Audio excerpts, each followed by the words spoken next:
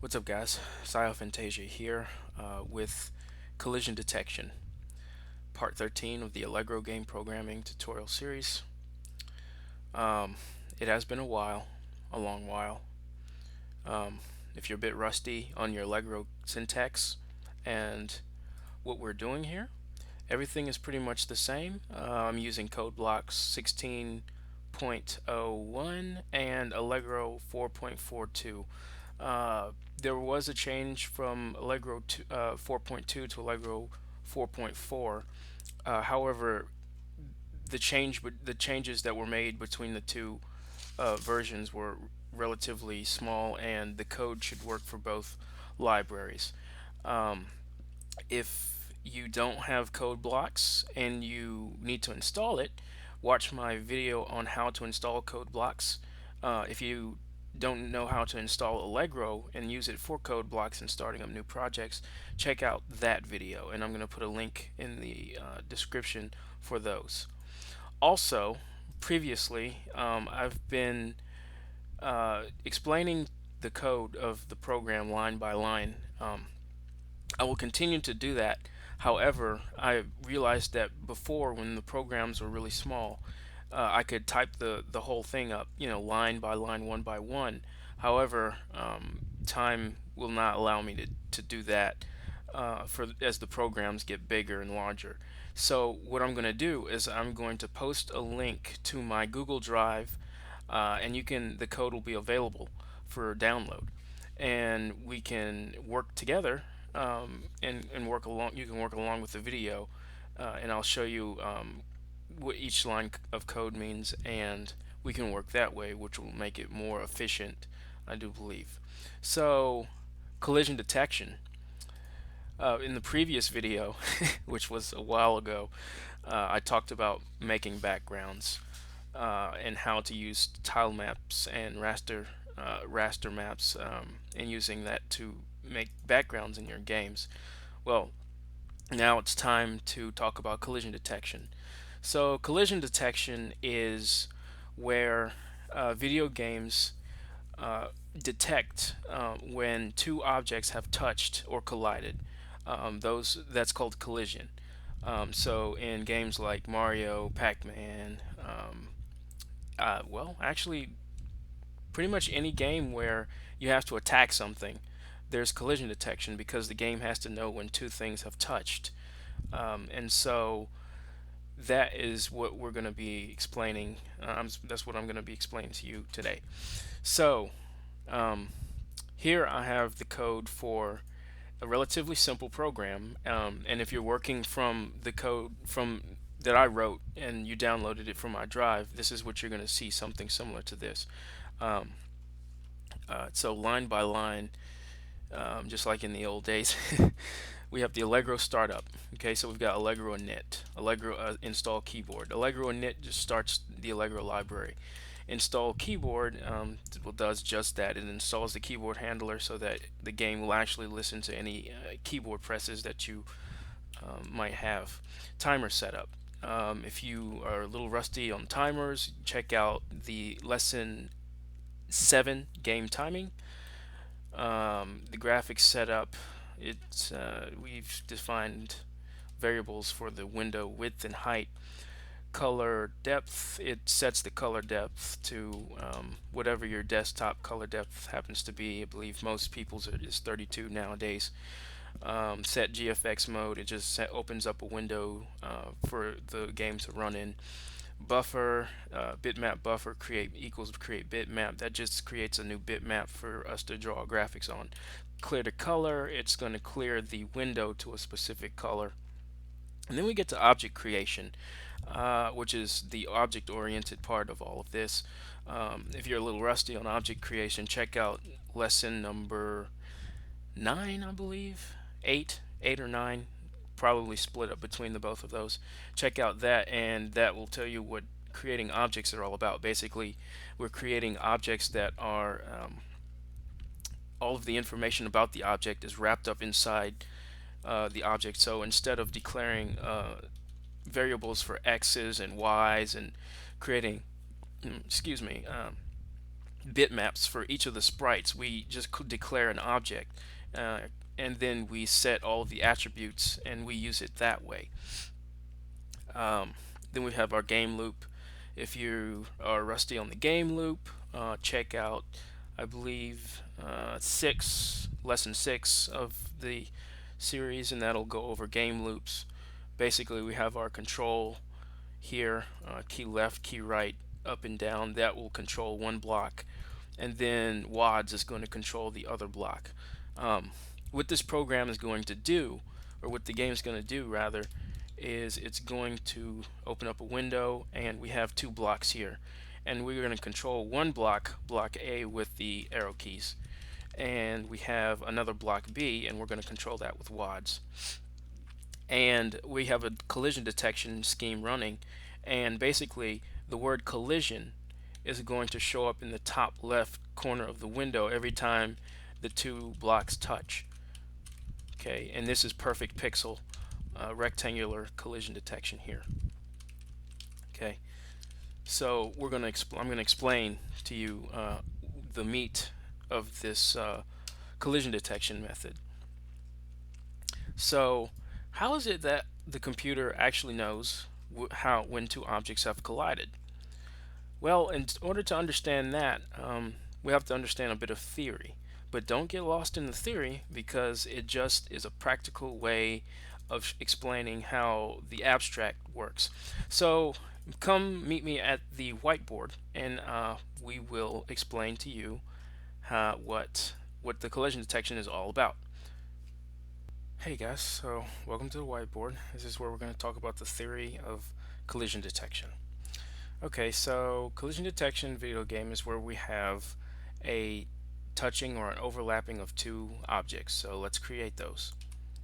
We've got an object and it's a rectangle. Now it could be any shape. Theoretically it could be a hectagon, it could be a pentagon, it could be a circle, it could be anything. But for this tutorial we're just going to deal with rectangular collision detection. Okay, so we need to create our other object, which is surprisingly a rectangle. Okay, and so we need to suppose they're named A and B, and just to give them an identity we're also going to color them.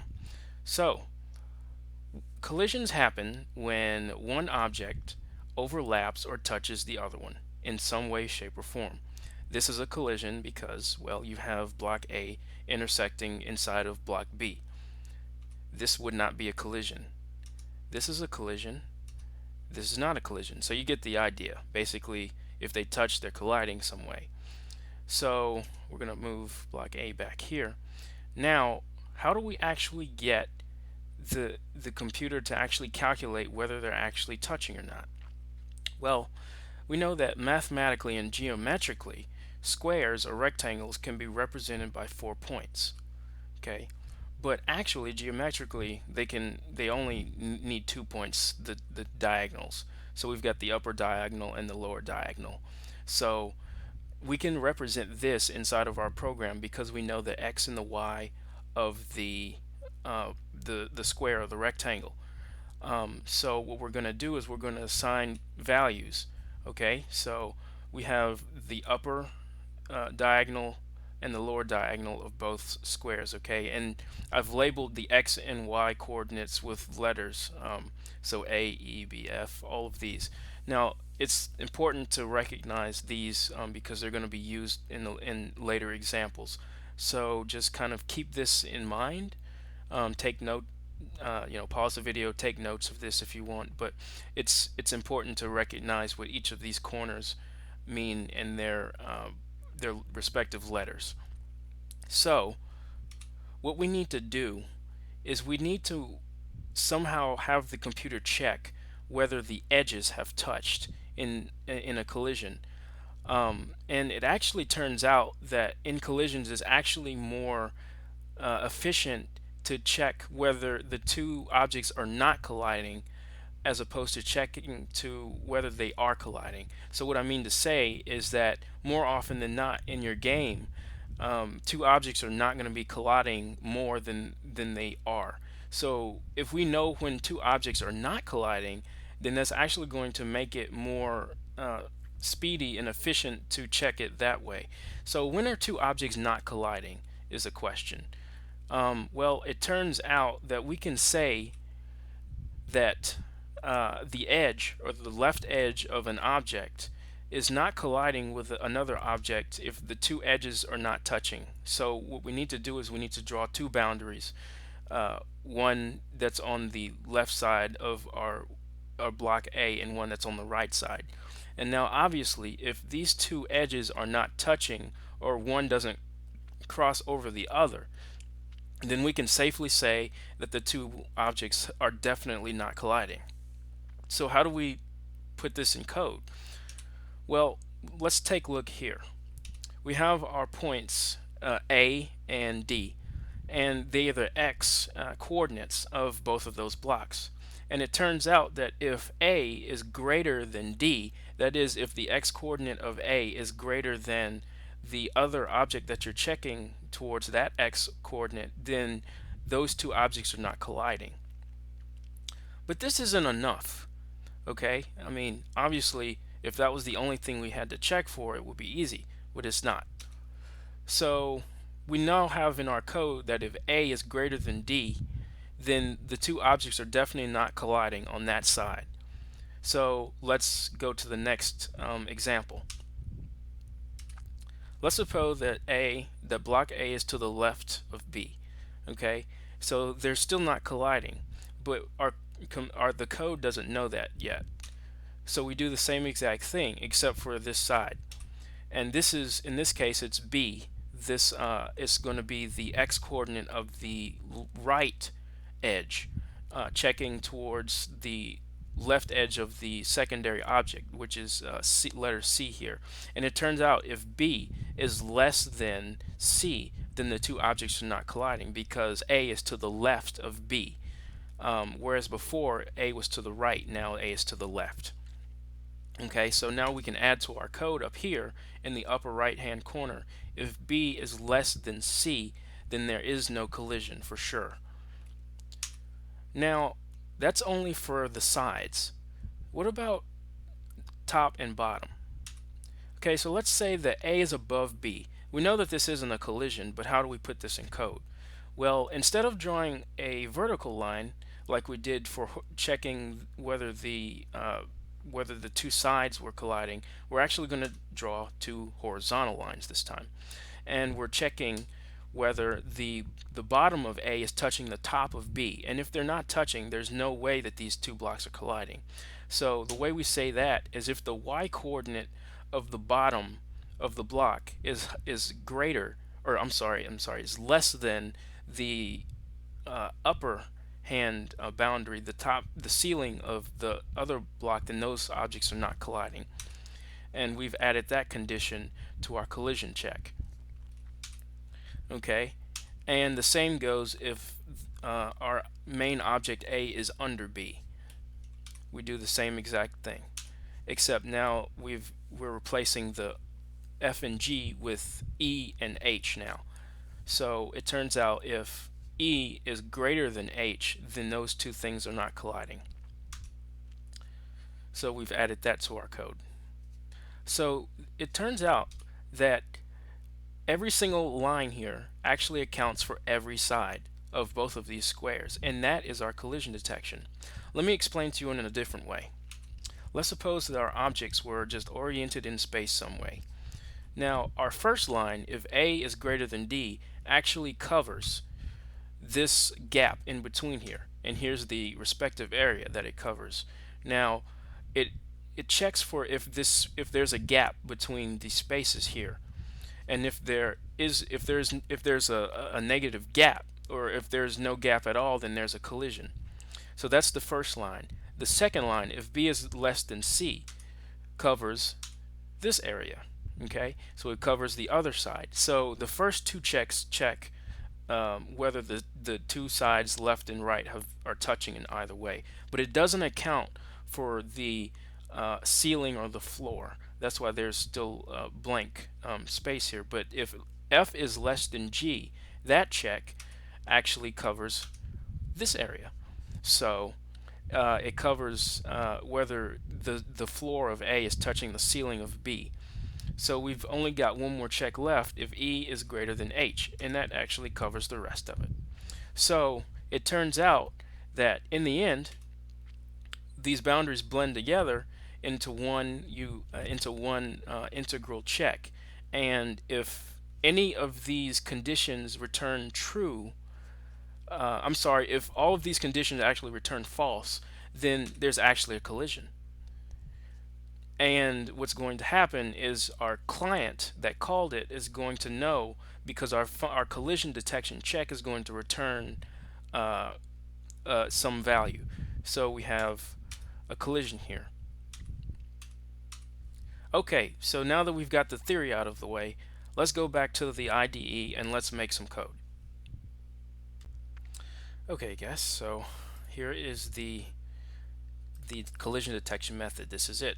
It's called isColliding, and it returns an integer, and it accepts four sets of multi-dimensional, not multi-dimensional arrays, but an array rather, and these are going to represent our four corners. Now, two of these A1, A2, they belong to rectangle A, and these 2 points or corners belong to the rectangle that was labeled B. Okay, so let me explain just a little bit about this array here. So it's essentially the X and Y coordinates of the top left hand corner. Okay, and so A1, the zeroth element, is going to be the X, and the first element is going to be the Y. And notice that I've kept the same convention of naming the corners A through H, which is why I use the naming scheme back at the whiteboard, is to name them. And so this is the top left, this is the bottom right, this is the top left of the other rectangle, and this is the bottom right of the other rectangle. So these are our four conditions: if B is less than C, or if A is greater than D. So in other words, if the sides aren't touching, then we're going to return 0. There is no collision. Else, if F is less than G or E is greater than H, so if the tops or the bottoms aren't colliding, then there also is no collision, so return 0. Else, okay, so if all of these conditions return false, if all of these conditions evaluate to false, then something is touching. Okay, so there's a collision somewhere. So we return 1. Okay, and so what's going to happen then is up here where we call it, we've got our colliding a variable that we've declared up here, and it's an integer. And here we've set colliding to be isColliding. We've called the isColliding function with these parameters, and let me explain what these parameters are here. So we have floats, and these assignments are going to represent our corners. Okay, so block A has the X and Y coordinates. Okay, so if I run the program, this is block A, X, and Y. It's this point here. Okay, so if we close this out, okay, so that is block A dot X and block A dot Y. Okay, that's the upper left hand corner of block A.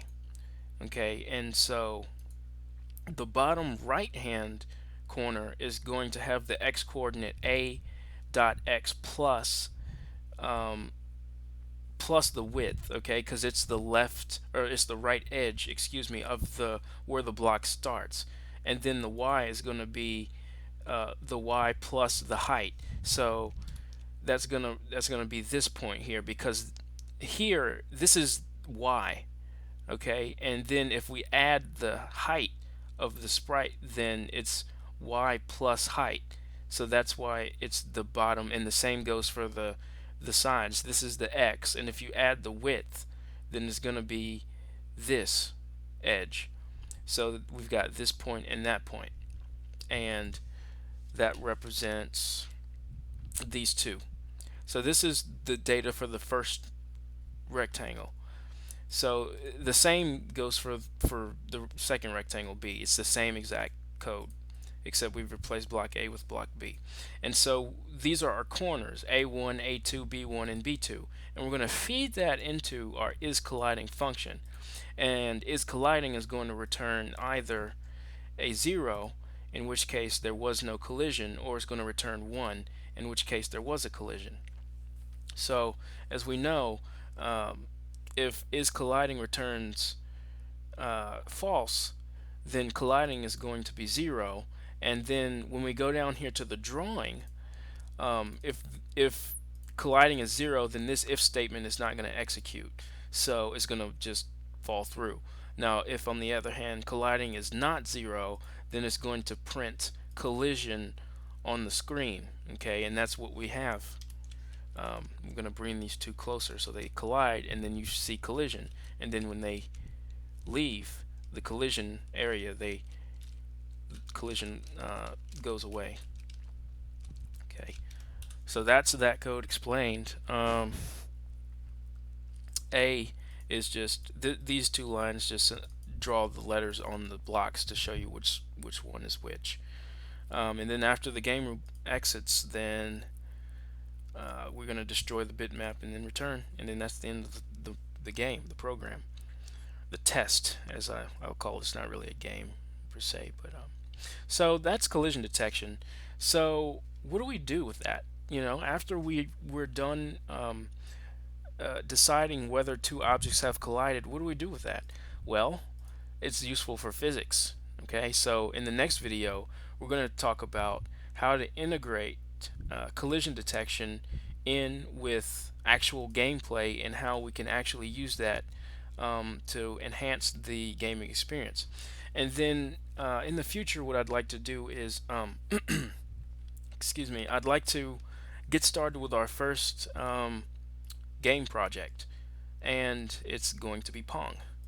So Pong will employ every single lesson that you've learned up to this point, up to collision detection, because it uses timing, it uses objects, and it uses collision detection, and it uses objects. So so then we'll go through, and I'm going to upload the code for this, and then I hope you guys have fun and play around with collision detection. Learn how it works, learn why it works, and then you'll be able to fiddle around with it and get some useful things. So that's collision detection. Until next time, this is Sci of Fantasia. See you guys later.